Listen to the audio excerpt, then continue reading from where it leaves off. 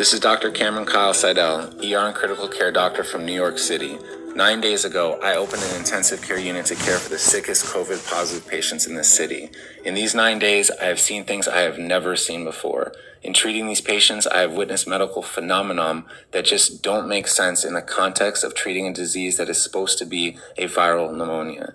9 days ago, I presumed I was opening an intensive care unit to treat patients with a virus causing a pneumonia that was ravaging lungs across the world, starting out as something mild, cough, a sore throat, and progressively increasing in severity until ultimately ending in something called acute respiratory distress syndrome, or ARDS.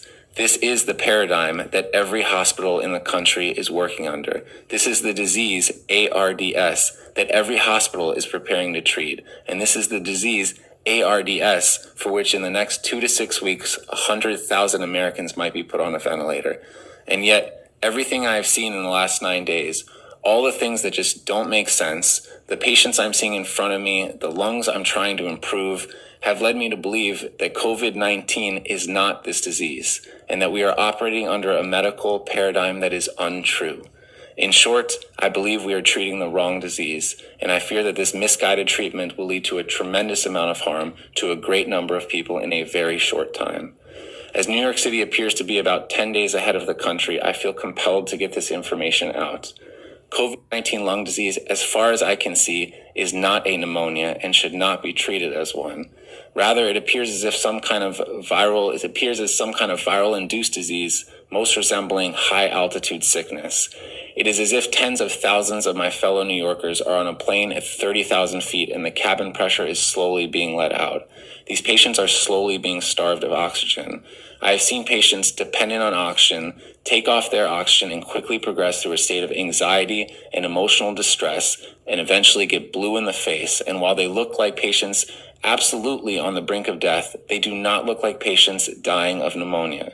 I have never been a mountain climber, and I do not know the conditions at base camp below the highest peaks in the world. But I suspect that the patients I'm seeing in front of me look most like as if a person was dropped off on the top of Mount Everest without time to acclimate. I don't know the final answer of this disease, but I'm quite sure that a ventilator is not it. That is not to say that we don't need ventilators. We absolutely need them. They are the only way at this time that we're able to give a little more oxygen to patients who need it. But when we treat people with ARDS, we typically use ventilators to treat what's called respiratory failure. That is, we use the ventilator to do the work that the patient's muscles can no longer do because they're too tired to do it. These patients' muscles work fine. I fear that if we are using a false paradigm to treat a new disease, that the method that we program the ventilator, one based on a notion of respiratory failure as opposed to oxygen failure, that this method, and there are a great many number of methods we can use with the ventilator, but this method being widely adopted at this very moment in every hospital in the country, which aims to increase pressure on the lungs in order to open them up, is actually doing more harm than good. And that the pressure we are providing to lungs, we may be providing to lungs that cannot stand it, that cannot take it, and that the ARDS that we are seeing, that the whole world is seeing, may be nothing more than lung injury caused by the ventilator. Now, I don't know the final answer to this disease. I do sense that we will have to use ventilators. We will have to use a great many number of ventilators, and we need a great many number of ventilators, but I sense that we can use them in a much safer way. In a much safer method. That safer method challenges long-held dogmatic beliefs within the medical community and among lung specialists, which will not be easy to overcome. But I really believe that they must be overcome. There are hundreds of thousands of lungs in this country at risk, and the time to overcome them is now.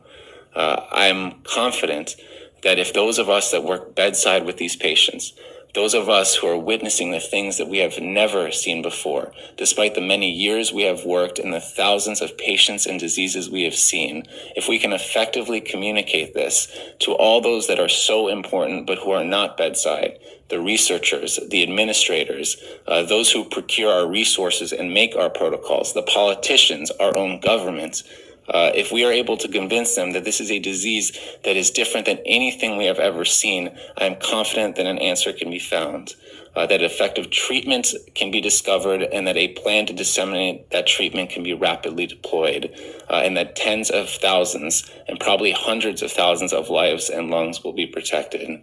The time for this is now. We are staring into a future in which a great many of our fellow Americans are going to suffer. We are all involved in this future. So I urge you, for those of us, if you are out there, for those who work bedside, I urge you to speak up.